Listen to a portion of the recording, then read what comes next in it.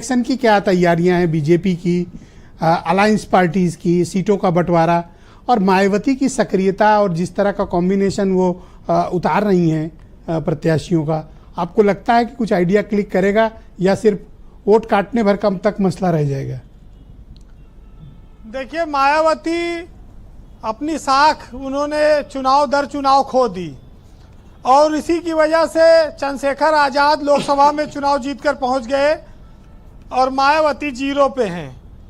दलित vote bank उनका खिसकने लगा और अगर आप देखिए तो आज़ादी के बाद से जो दलित कांग्रेस के साथ बहुत मजबूती से था, उसको सबसे पहले कांसीराम और मायावती ने मिलकर एक अलग ताकत बनाई और उत्तर प्रदेश में वो ताकत बहुत मजबूती से आगे चलती रही। लेकिन जब मोदी युग आया 2014 से, उसके बाद दलितों को अपनी ओर खींचने के लिए भाजपा ने जो कोशिशें की, उसका परिणाम उनको मिला। दलित बहुत बड़ी संख्या में भाजपा के साथ जाने लगा। मायावती का वोट बैंक लगातार घटा और 12% तक आ गया और ज़्यादातर वोट बीजेपी के साथ गया। फ्री राशन, गरीबों को घर, सिलेंडर, किसान सम्मान निधि जैसी तमाम सारी चीजों ने दलितों को यह सोचने पे मजबूर किया कि भाजपा उनकी सबसे बड़ी हितैषी है।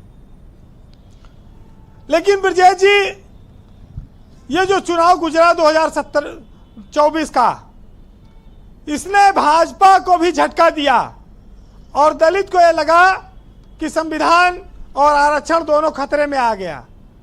तो कुछ वोट तो समाजवादी पार्टी को भी मिल गए। देखिए, इसके पीछे दो फैक्टर थे। एक तो अखिलेश यादव ने बसपा से आए हुए बहुत सारे नेताओं को टिकट दिया, दलितों का रुझान इसलिए भी बढ़ा, और दूसरा कांग्रेस भी एक सहारा बनी दलितों को सपा तक पहुंचने में। जो दलित सीधे वोट नहीं देना चाह रहे थे सपा को, वो कांग्रेस को दे आए। तो मायावती तो हर तरफ से नुकसान में है, भाजपा का भी नुकसान हुआ और ये 10 सीटों का उपचुनाव, इसमें 5 सीटें करीब ऐसी हैं जिसमें दलित बहुत निर्णायक स्थिति में है जी। और इस बात को देखना होगा कि मिल्कीपुर, कटेहरी, खैर, फूलपुर, मझवा, यहां पर दलित वोट का रुझान क्या रहता है। मायावती कमजोर हो चुकी है। चंद्रशेखर आजाद का प्रभाव पूरे यूपी में नहीं है। लड़ाई इस दलित वोटों के लिए सपा और भाजपा के बीच ही होगी, जैसे पहले हुई। अब भाजपा घेराबंदी कर रही है। देखिए, दो चीजें प्रमुखता से दिखाई पड़ रही हैं। एक तो समाजवादी पार्टी की ओर से जो घटनाएं हो रही हैं, आरोप जो लग रहे हैं रेप के, गुंडागर्दी के, वो भाजपा प्रमुखता से उठा रही है। और दूसरा, देश के बाहर हिंदुओं पर हो रहे अत्याचार का मामला। तो बीजेपी ने भी स्ट्रेटजी तेजी से बदली है और अब इसका देखिए, मायावती का विकल्प तो बन चुका है। चंद्रशेखर आजाद उनके एक बड़े प्रतिद्वंदी आ चुके हैं, लेकिन अभी लड़ाई तो 2 जगहों पर चल रही है जी। 10 सीटों में से भाजपा ने साफ किया कि वो 9 पे लड़ेगी, 1 पे आरएलडी लड़ेगी, ये लगभग तय है। और समाजवादी पार्टी की 5 सीटें हैं, 5 पे और उसमें से वो अपने सहयोगियों को भी, कांग्रेस को भी कुछ देगी। ये सेमीफाइनल आप कह लीजिए 2027 के पहले, क्योंकि ये चुनाव पश्चिमी उत्तर प्रदेश में भी है, पूर्वांचल में भी है और सेंट्रल यूपी में भी है, अवध में भी है। तो ये चुनाव पूरे प्रदेश में व्यापक असर डालेगा, इसमें कोई शक नहीं है।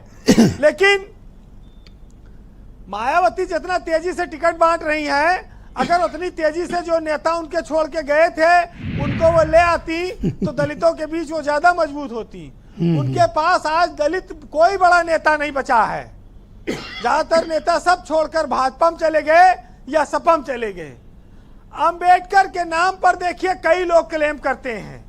अंबेडकर खाली मायावती तक नहीं रह गए, अंबेडकर को बीजेपी भी पूछती है, सपा भी मौके बुलाती है, कांग्रेस भी कहती है। अच्छा, इधर क्रीमी लेयर वाला जब से बवाल उठा, तब से ये मामला और बिगड़ गया है। हालांकि देखिए, जो बड़ी संख्या में लोकसभा में जो चीजें रही वैसा इस उपचुनाव में रहेंगी, ये तो अभी कहना बहुत मुश्किल है जी। लेकिन अंबेडकर ने जरूर कहा था कि मुझको मूर्तियों में नहीं किताबों में ढूंढो। मैं मूर्तियों में नहीं हूं, किताब पढ़ो, उससे आगे बढ़ो। समाज के लिए तो उन्होंने अपने बहुत कुछ कहा, लेकिन समस्या ये है कि चुनाव तक तो हम बहुत सम्मान देते हैं दलितों को, ओबीसी सबको, और चुनाव बीत जाने के बाद उनके हाथ का छुआ पानी, उनके साथ भेदभाव, तमाम सारी चीजें दिखाई पड़ती हैं।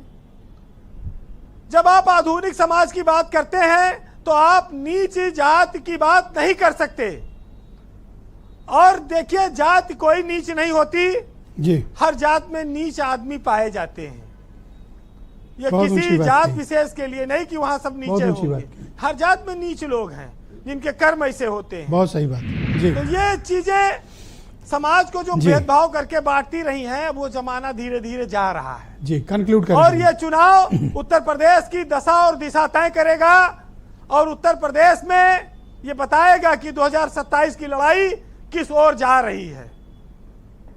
लेकिन समस्या ये है ब्रजेश जी कि जब हम शिक्षा देने जाते हैं, जब हम वोट मांगने जाते हैं, तो दोनों में बड़ा अंतर है।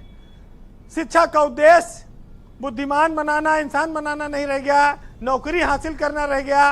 वोट मांगने पर हम सबके वहां जाति प्रभावी हो जाती है, वहां पर कितना किसके जात का वोट है उस हिसाब से टिकट दिया जाता है।